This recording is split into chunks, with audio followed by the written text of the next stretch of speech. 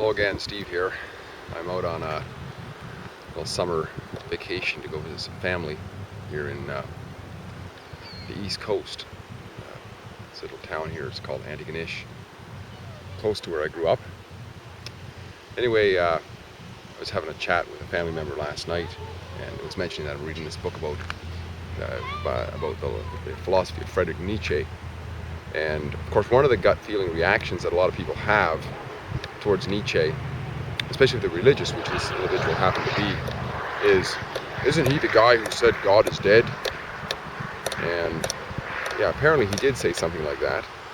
I don't know the exact context of it, and I'm not about to, therefore I'm not about to try to explain anything here. I'll leave that up to whoever. But one of the points that I made, perhaps in defense of Nietzsche, is that he was the kind of guy who didn't let anybody off the hook, especially if they called themselves a philosopher. And my point was that maybe somebody can set me straight on this, I don't know. Because I'm reading Nietzsche's own words, and he mentions God very often. One of the quotes that I really love of his is that, a sedentary life is the greatest sin against the Holy Spirit. How could somebody say that, who on the other hand is going to say that God is dead? This is the thing to do with context, and maybe this is what this video has got to be about, from my impression, is context. What is the context under which he said that? I could do a little research, and anybody could, but it's a little bit of a challenge to get to the depth of what a free thinker is really going at until we really look at the context. And the wind is blowing, it's banging, it's a bit windy here. And one of the things I said to my family member here is, perhaps, just perhaps, what Nietzsche was getting at, because a lot of times he would rail against other philosophers he'd really admire for a while, and then he'd go on a tirade against them because they'd fallen into the trap of unphilosophical areas in an attempt to bolster their philosophy. And to him, it's whether something is philosophical true or not.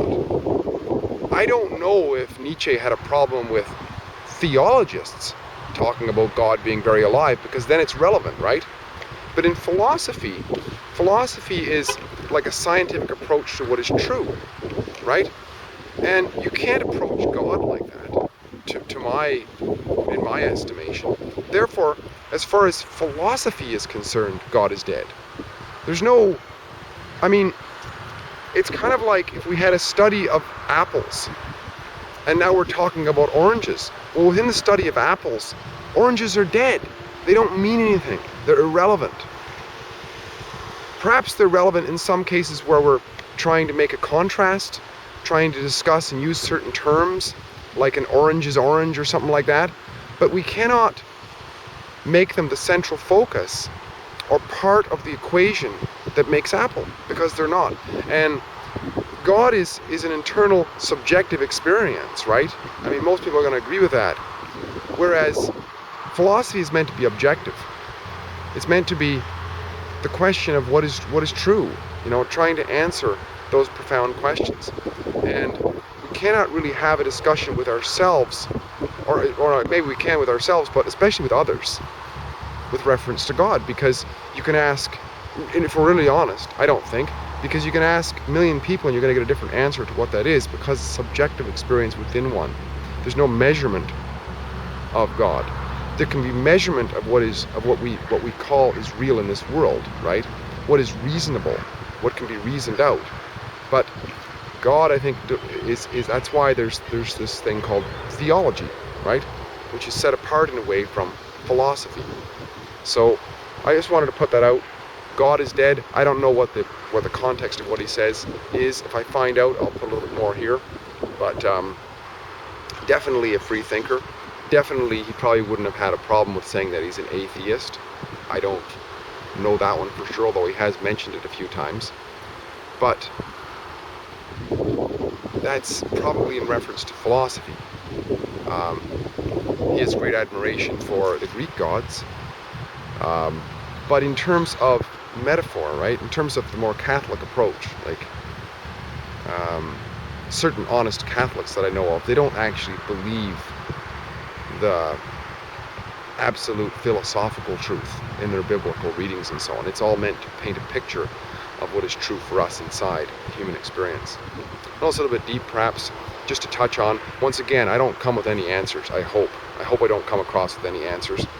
I hope, my goal, if I have any, is to share ideas on improving the quality of our lives, number one. And secondly, to hopefully provoke more questions at the end of this video than I actually present even any ideas. Because the more questions we can ask, the more we can get to the truth of what's true for us. Great sharing again. I hope to share many videos on my trip here. It's nice and warm today. It's about 30 degrees. I've got a few more hours to visit before I stop at my, well, an hour and a half, I guess, before I stop and meet some more family. Great chatting. Talk again.